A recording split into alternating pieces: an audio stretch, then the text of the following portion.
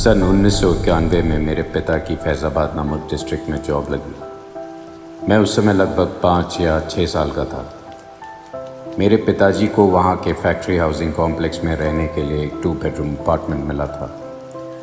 ये अपार्टमेंट पिछले 5 सालों से बंद पड़ा था। नया फ्लैट मिलने में काफ़ी टाइम था और उस समय हमें पैसे की बहुत तंगी थी। इसीलिए मेरे पिता ने इंसिस्ट किया कि हम उस पुराने अपार्टमेंट में मूव हो जाते हैं।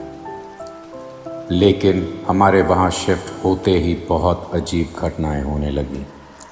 शुरुआत कुछ ऐसे हुई। हर रात हमें किसी के कदमों की आहट आती। फिर ऐसा लगता मानो कोई दीवार में कूद रहा हो। और फिर अचानक से घर के छत पर हमारे बाथरूम की एक दीवार पे हमेशा हमें एक जला हुआ निशान मिलता। हमने उस दीवार पे बहुत बार पेंट कराया, लेकिन वो निशान हमेशा वापस आ जाता। एक दिन ऑफिस के काम से मेरे पिताजी को शहर से बाहर जाना पड़ा। उस रात घर पे बस मेरी माँ, मेरी छोटी बहन और मैं थे। उस रात अचानक मेरी माँ चिल्लाते हुए हमारे कमरे की ओर भागी और सारी लाइट्स ऑन कर दी।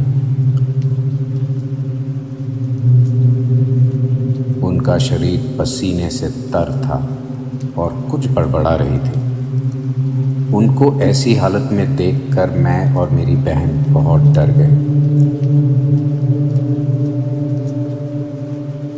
किसी तरह उन्होंने अपने आप को संभाला और सामने का दरवाज़ा खोलकर सिक्योरिटी गार्ड को आवाज़ दी।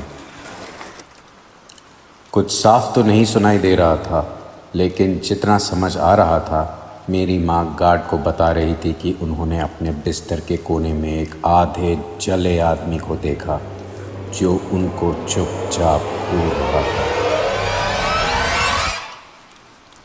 ये सुनकर गार्ड डर गया, लेकिन किसी तरह वो घर के अंदर चलकर देखने को राज़ी हो गया, परंतु वहाँ कुछ नहीं मिला। हमारे पूरे परिवार ने इस घटना को एक बुरे सपने की तरह भूलना बेहतर समझा। लेकिन ये तो बस शुरुआत थी। इसके बाद अजीब घटनाओं का सिलसिला बढ़ता चला गया। बाथरूम के नल अपने आप चलने लग जाते, लाइट्स अपने आप जल बुझ करने लगती, दरवाजे अपने आप बंद हो जाते और अपने आप खुल जाते।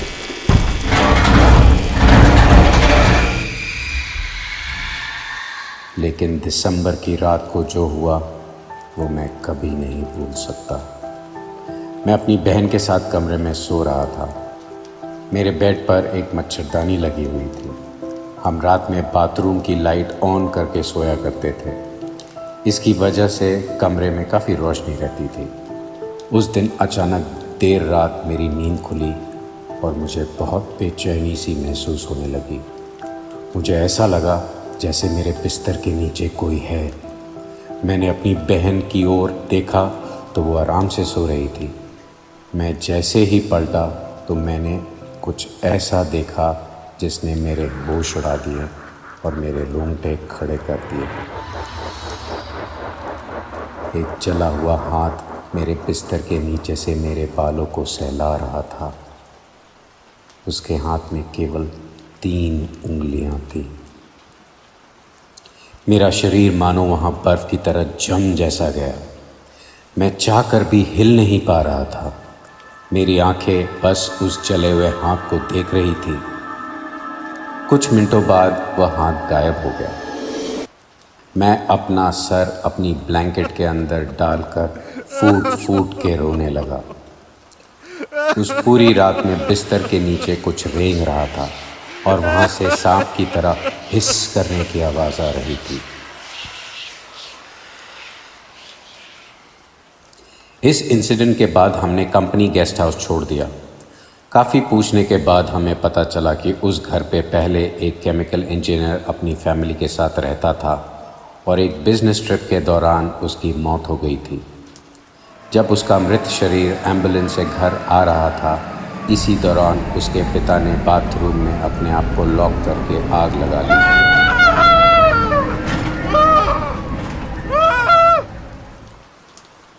बाथरूम पर बार बार आने वाला जला हुआ निशान उसी समय का था।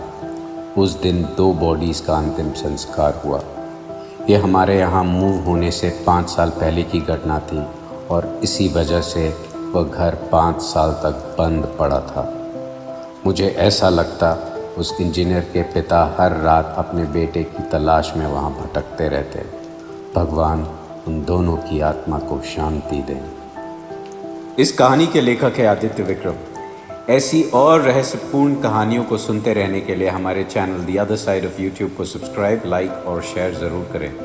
आपके कमेंट्स और रिएक्शंस का हमें इंतज़ार रहेगा।